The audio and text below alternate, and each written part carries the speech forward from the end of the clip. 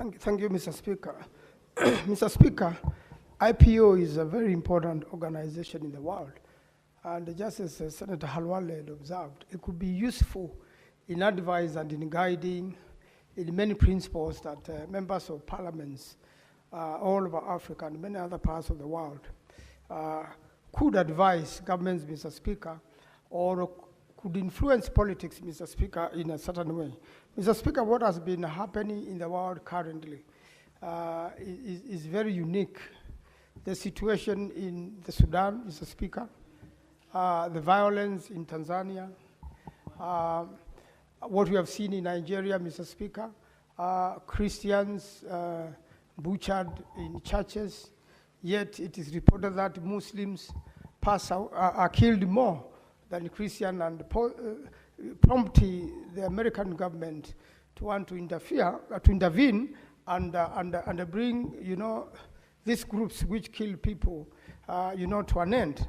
Mr. Speaker, IPU could help resolve these matters. I believe all these countries, their members of parliament attend IPU, and part of bringing peace into the world or giving suggestions and influencing politics of the world, Mr. Speaker, for the betterment of it, is that sharing and experiences and the best practices, Mr. Speaker, could improve the situation. I believe the best practices of politics could make the world better, because, Mr. Speaker, seems the world is led by politicians. Politicians influence what happens in many situations. I've seen the report of observers, and part of our members of parliament went to observe elections in Tanzania, Mr. Speaker. They have brought back very interesting scenarios whereby the citizens decided to attack properties belonging to politicians. They thought it causes strain in these particular countries. And Mr. Speaker, that's something to be learned by ourselves and by many parliaments of the world. When citizens decide to target certain people and destroy their properties completely, former presidents, influential people in parliament, influential people of political parties, they target just that particular family, Mr. Speaker. It's a very sad situation, Mr. Speaker.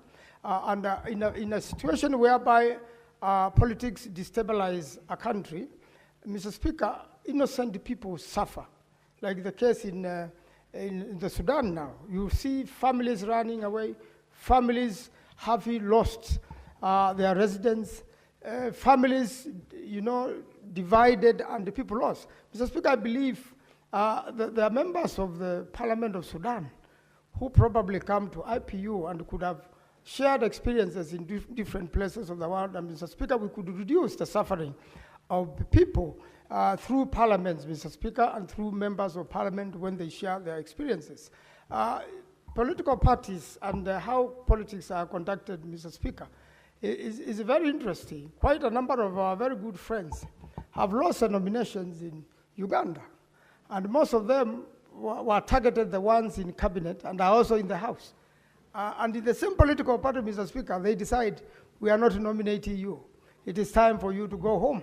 And these people move to independence and resist and want to go back to the people, while the people are telling them, please take a little bit of rest. We compare somebody else that maybe we'll have you in the future.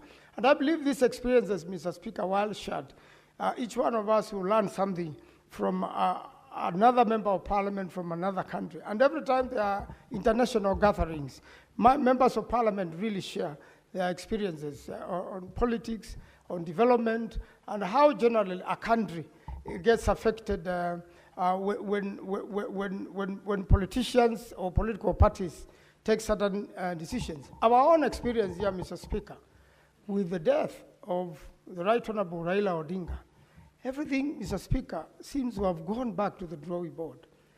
People are realizing this man, Raila Odinga, really was holding a very important place in this country.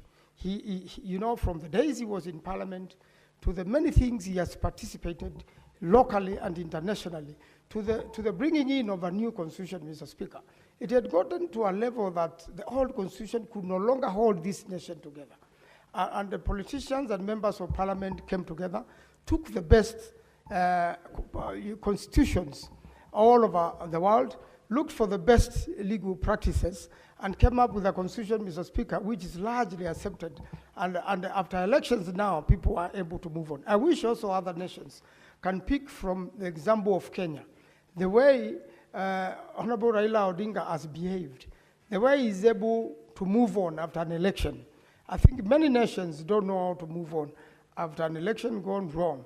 He was able to bring the country together, bring peace to a country. And Mr. Speaker, when you travel around, you are able now to appreciate how important peace is in a country. Mr. Speaker, in a country where you cannot drive at night, where there is a curfew. Mr. Speaker, in a country where people who want to travel are stranded in airports, or because of politics, or because of decisions made by politicians, decisions taken at parliaments, it makes us now begin having the sense that there is, the country is bigger than us, and that the positions we hold in this country go a long way to, to make other Kenyans, or to determine the destinies of other people. And I believe with all the experiences shared from this particular IPO meeting, we want to learn from those who participated, pick their experiences, and make the world a better place. I thank you, Mr. Speaker. I support. Senator Esther Akanyuri. Thank you, Mr. Speaker. I also wish to support this report by Senator Muma.